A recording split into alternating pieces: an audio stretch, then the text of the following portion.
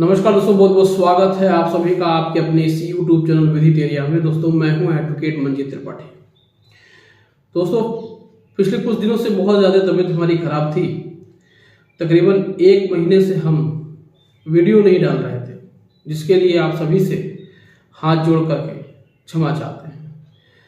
लेकिन इन दिनों बहुत सारी चीज़ें देखने को मिली और लोगों के मन में बहुत सारी बातें आज भी घर कर गई है कि हमारा अनसिक्योर्ड लोन है और अनसिक्योर्ड लोन में हमने चेक दिया है या फिर हमने ईसीएस एक्टिवेट करके रखा हुआ है, तो हमारा ये जो अनसिक्योर्ड लोन है अगर हम उसको नहीं दे पा रहे हैं तो कितनी जल्दी लीगल एक्शन होंगे। क्योंकि रिकवरी एजेंट जब घर पे आते हैं तो वो आपसे कहते हैं कि हम आपके ऊपर लीगल एक्शन लेंगे, आपको जेल में डाल देंगे, आपका घर भी नीलाम कर देंगे। ऐसी बातें होती हैं कि घर भी नीलाम कर देंगे। इस बात को नोट करने की जरूरत है कि अनसिक्योर्ड लोन में घर को नीलाम करने की भी धमकी आजकल रिकवरी एजेंट देते हैं। और बहुत सारे लोग हैं जो इस बात से डर जाते हैं कि भाई हमारा प्रॉपर्टी जब लगाई नहीं है तो प्रॉपर्टी कैसे इसमें हमारा नीलाम हो सकता है। हालांकि कुछ प्रावधान ऐसे हैं डीआरटी एक्ट 1993 के कि अगर आपका 20 लाख के ऊपर का मैटर है तो हो सकता है कि वहां से रिकवरी सर्टिफिकेट इशू हो सके। लेकिन मामला यहाँ पे ये है कि क्या इतनी जल्दी कार्रवाई होती है। देखिए, कार्रवाई होना और कार्रवाई का जल्दी होना ये भी आपको जानना बहुत ज़्यादा जरूरी है। क्योंकि अगर जब तक आप चीज़ों को नहीं समझेंगे, नहीं जानेंगे, तब तक आपको लोग बेवकूफ़ बनाते रहेंगे। चाहे वो रिकवरी एजेंट हो, चाहे वो बैंक के एम्प्लॉय हो, चाहे वो कोई भी हो। अगर आप किसी व्यक्ति से ये पूछते हैं कि यार हमने 20 लाख रुपए से ज़्यादा का पर्सनल लोन ले लिया है या फिर हमने अनसिक्योर्ड लोन, बिजनेस लोन ले लिया है और हमारी अमाउंट इतनी ज़्यादा है, तो क्या हमारा क्या क्या हो सकता है। तो बहुत सारे लोग जिनके पास इंफॉर्मेशन नॉलेज नहीं होती है तो वो कहते हैं कि यार वो आपके घर पे आ जाएंगे, घर का ताला लगा देंगे, घर की नीलामी कर सकते हैं। रिकवरी एजेंट आते हैं तो कहते हैं भैया जल्दी जल्दी खाली करिए घर, हमको घर पे ताला लगाना है और आप अपना पैसा नहीं दे रहे हैं। तो इसीलिए इस बात को समझना जरूरी है कि इससे क्या क्या नुकसान हो सकता है, क्या इतनी जल्दी कार्रवाई होती है, क्या घर की नीलामी भी होती है।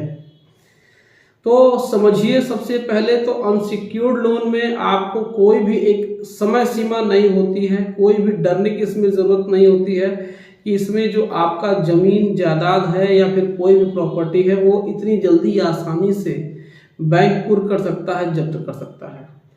क्योंकि अनसिक्योर्ड लोन में बैंक को एक लंबी प्रक्रिया से गुजरना पड़ता है और वहां पे फिर समय लगता है।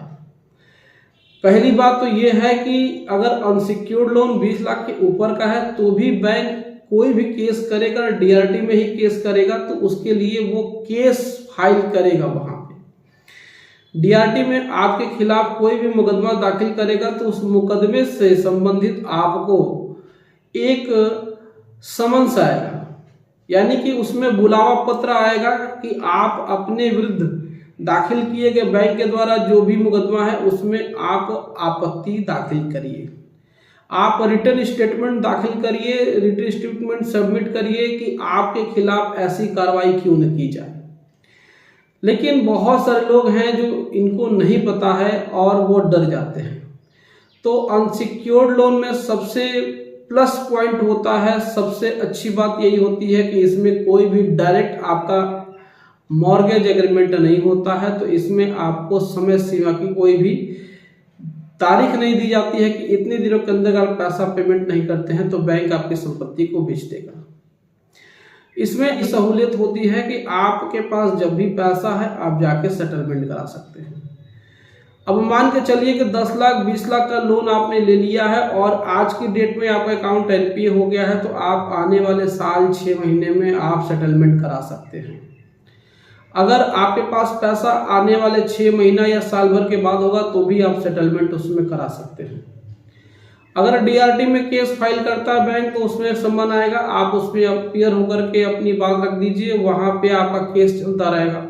तो यहाँ भी आपको इतनी जल्दी ऑर्डर बैंक को नहीं मिलता है। लेकिन सच्चाई क्या है कि बैंक अनसिक्योर्ड लोन में प्रॉपर्टी को सेल कर सकता है। तो ऐसे कंडीशन में देखिए आरसी इशू होती है, रिकवरी सर्टिफिकेट जिसको बोलते हैं वो इशू होती है, और उसके लिए भी आपको 6 महीने का टाइम मिल जाता है उसमें।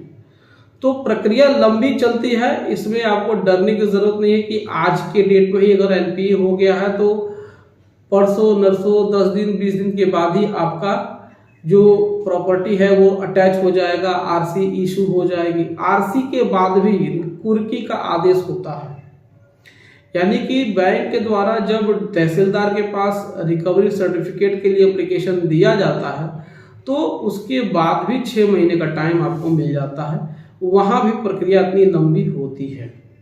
तो यानी कि आपको मोटा मोटी ये समझना है कि इतना जल्दी कार्रवाई नहीं होता है। अगर आपके पास पैसा है तो आप सेटलमेंट आज भी कर सकते हैं, एनपीए के 15-20 दिन के बाद भी कर सकते हैं। अगर आपके पास पैसा नहीं है, बिल्कुल भी नहीं है, तो भी आपको डरने की जरूरत नहीं, आप 6 महीना साल भर के बाद भी सेटलमेंट कर सकते हैं। कानूनी प्रक्रियाओं में समय लगता है, 6-7 महीना, साल भर, 1.5 साल, 2 साल लग जाता है एक अनसिक्योर्ड लोन को रिकवर करने में।